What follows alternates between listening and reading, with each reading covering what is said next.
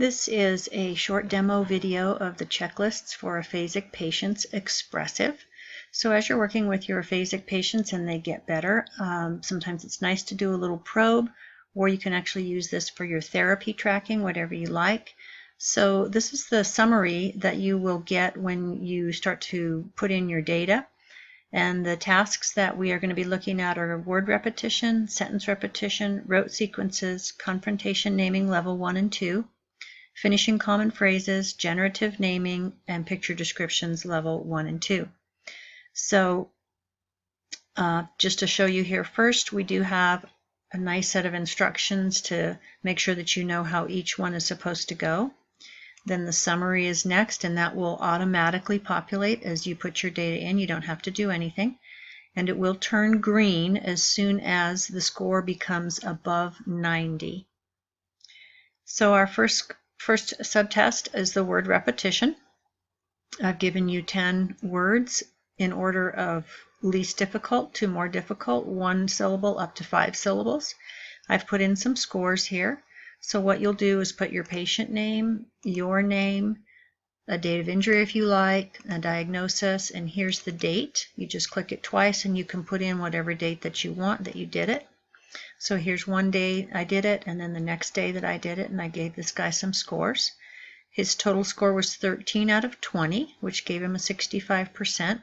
And then the second time he got 14, gave him a 70. It will automatically plot the graph, and I like that because patients can easily see, well, I'm coming up, and hopefully you'll see a nice increase there every week or every session that you're going to be checking your scores. Now these scores here, percentage correct, as you can see, went right into the word repetition, and as you continue to do it, it will fill these in as you go along. And I do encourage you to go over to, let's see if I can open that up a little bit more. I guess I really can't. There is a way on Google Sheets, when you highlight something like this, for example, there's a little icon down here that says Explore, and it'll give you different ways to look at that data and graph it. So I encourage you to explore that. Now you do have each one individually graphed, but let's say you want to graph 3. You would highlight it, go down here, look for the little icon that says Explore, and it'll give you different ways to graph, for example, all that data. So the next thing that you're going to be looking at is sentence repetition.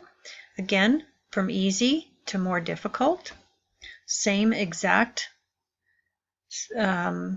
procedure. And what I did do also here was give you a rubric, which you can see here, of how to score.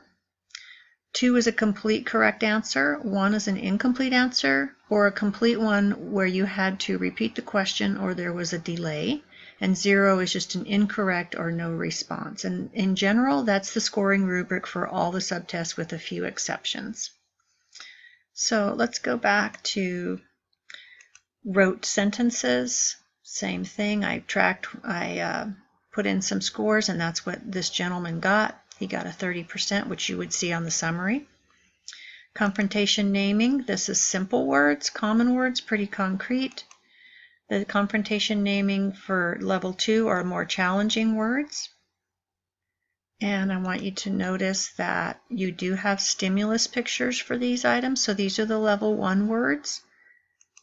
These are the level 2 words. So when you're doing your confrontation naming, you would show them the pictures. Now you can pull them up on your iPad, or you can print them and have them as cards. You can have it on your computer while you're working on the iPad, whatever you like. So the next one would be finishing common phrases, salt and, hot and, then generative naming. Now this is where the scoring is a little bit different. So you'll see that the scoring here is a little bit different, and it is also whenever you click on or whenever you hover over one of these, the scoring will be there so you'll know exactly what to do. The scoring is also written there in the instructions in case you have any questions about it. Okay, so that's generative naming. Then there's picture description using those same stimulus pictures, the easy ones, the more challenging ones. Here again are your pictures, level 1, level 2. And then, for example, if you have something that you're scoring that you want to keep track of every week, I gave you a blank master. So it's very simple to use. You would just put in whatever you're scoring here. The scoring rubric is the same. The date is all there for you. Whenever you get your scoring done, all of this will calculate, all of this will graph. All you have to do is put in your task and your score.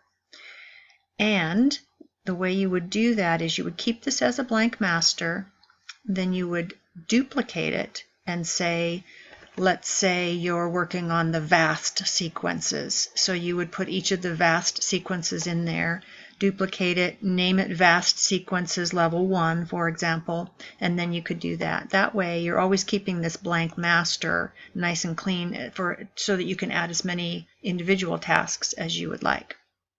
So thank you for watching this little video demo. You can check out all my caseload trackers and therapy trackers and therapy materials at the website in the bottom of the description. Thank you.